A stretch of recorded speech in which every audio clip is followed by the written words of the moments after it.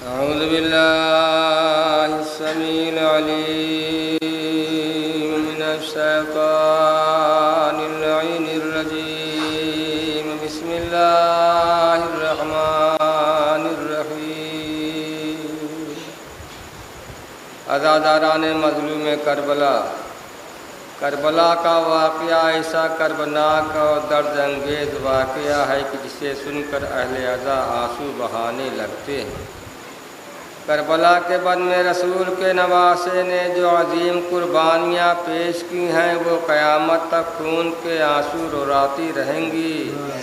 علی اکبر کے سینے پر برچھی لگی، قاسم کا لاشا پامال ہوا، علی اصغر کا تیر سے صوبہ سے گلا چھدا، عباس کے شانے کٹے، یہاں تک کہ 1900 زخم کھا کر حسین ابن علی نے بھی اپنی عظیم قربانی راہ خدا میں پیش کی. مگر چوتھے امام رضی اللہ علیہ السلام کے اعلام مصائب کو سن کر کلیجہ منہ کو آ جاتا ہے. ہمارا یہ چوتھا امام روز عاشورہ اس قدر کمزور و لاغر تھا کہ جب حسین کا سر سمر نے قلم کیا اور تلہ زینبیہ سے جناب زینب دوڑ کر سید سجاد کے خیمے میں آئیں. بیمار کربلا اس وقت غش میں تھے. شہزادی زینب نے شانہ ہلایا اور کہا، بیٹا سجاد ذرا غش سے آنکھیں کھولو. اب جو دفتن آنکھ کھلی تو جناب زینب نے بیمار امام کو ان کی یتیمی کی خبر دی. کہا، اے میرے لال، میں نے اپنی آنکھوں سے اپنے بھائی کے گلے پر خنجر چلتا دیکھا. اے بیٹا، شمر نے 12 ضربوں کے ساتھ میرے بھیا کا سر کاٹا ہے. میں نے سر کٹتے دیکھا مگر سیاہ آندیاں چلنے لگی جس کے سبب کچھ دکھائی نہیں دے رہا تھا. اے میرے لال، ذرا تم نظر امامت سے دیکھو کہ میرا ماں جایا کہاں ہے. سید سجاد نے کہا، پھوپھی اماں، بخار کی شدت اور کمزوری سے اٹھا نہیں جاتا، مجھے سہارا دے کر بٹھا دیجیے. زینب نے سہارا دے کر بٹھایا. تب بیمار امام نے اپنی 2 انگلیاں بلند کی. کہا کہ پھوپھی اماں، ان 2 انگلیوں کے بیچ میں دیکھو. جب زینب نے دیکھا تو کیا دیکھا کہ بھائی کا سر نیزے طویل پر بلند کیا گیا ہے. زینب نے کہا کہ السلام علیکہ یا ابا عبداللہ، السلام علیکہ یا ابن رسول اللہ.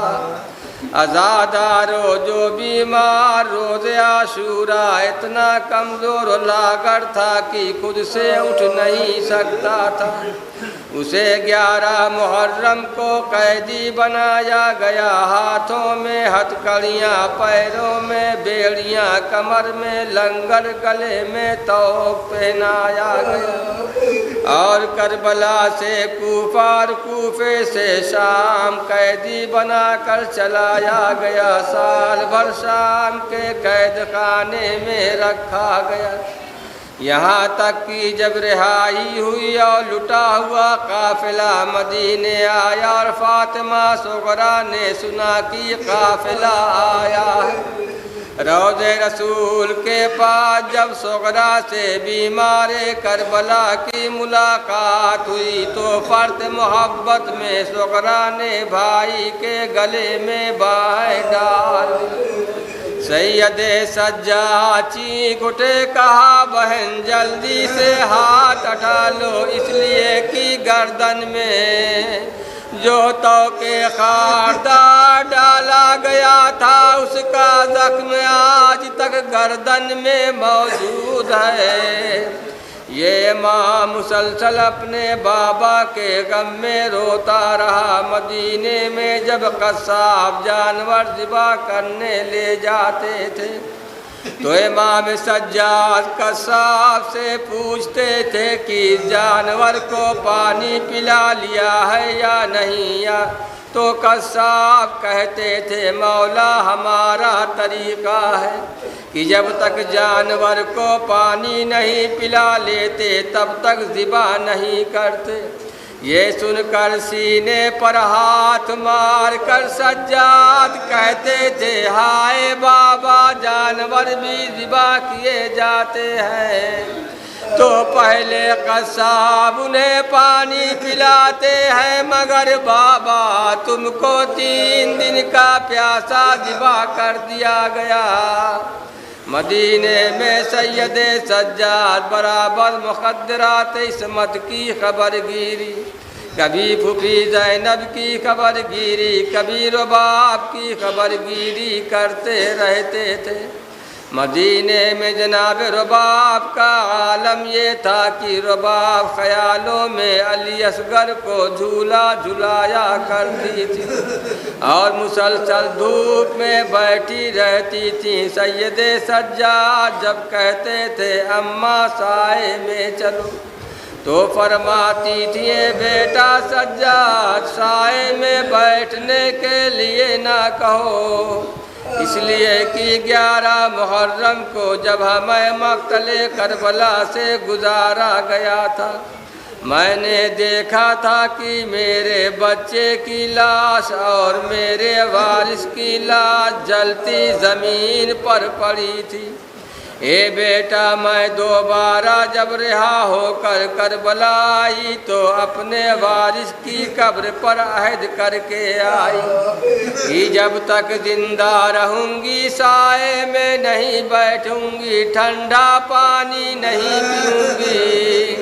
اس عذر کے بعد سید سجاد خاموش ہو جاتے تھے، مگر ایک دن جناب زینب سے کہا پھوپھی اماں آپ میرے ساتھ اماں رباب کے پاس چلیں اور کہا جائے کہ دھوپ سے سائے میں آ کر بیٹھے، اس لیے کہ مسلسل دھوپ میں بیٹھے بیٹھے میری ماں کا حال عجیب غریب ہے۔ چنانچہ سید سجاد زینب کو لے کر جناب رباب کے پاس آئے اور کہا اماں سائے میں چلیے، اس لیے کہ دھوپ میں بیٹھے بیٹھے آپ کا چہرہ متغیر ہو گیا ہے۔ اور یہ کہہ کر ایک بازو زینب نے تھاما، دوسرا بازو سید سجاد نے تھاما۔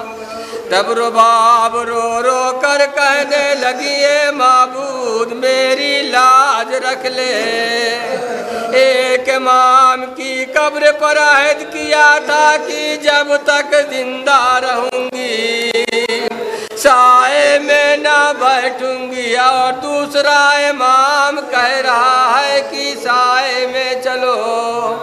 چنانچہ دھوپ سے سائے کی طرف قدم بڑھایا تھا کہ موت کا پسینہ پیشانی پر آیا اور مادر علی اصغر کا دم نکل گیا۔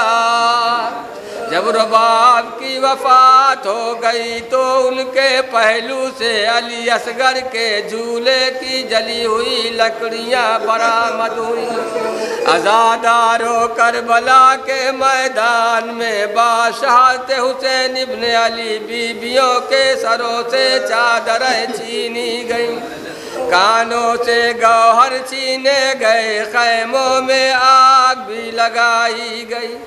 جب ظالموں نے خیموں میں آگ لگائی تھی تو علی اصغر کا جھولا بھی جل گیا تھا۔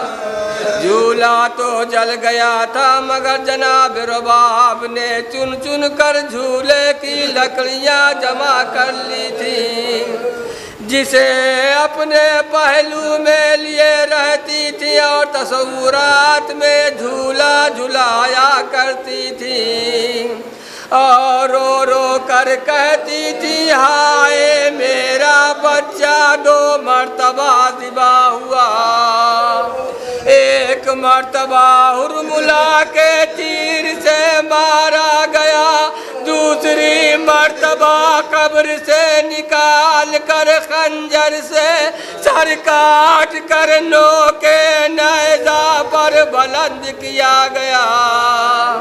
علی اصغر کربلا کا وہ ننھا مجاہد ہے کہ جس کے لیے سید سجاد نے نالگ سے قبر بنائی تھی اور ناگنج شہیدہ میں دفن کیا تھا، مگر اپنے بابا کے کر کہا تھا کہ اے بابا میرے بھیا کو قبر راس نہ آئی تھی تو میں نے قبر نہیں بنائی، مگر اب آپ کے سینے پر علی اصغر آرام کرے گا، جس پر حسین اپنے شیعوں کو ان الفاظ میں یاد کرتے ہیں کہ اے میرے شیعوں، جب کبھی ٹھنڈا پانی پینا تو میری پیاس کو ضرور یاد کر لینا، اور جب کسی شہید کا حال سننا تو میری غربت و بے کسی پر آنسو بہا لینا۔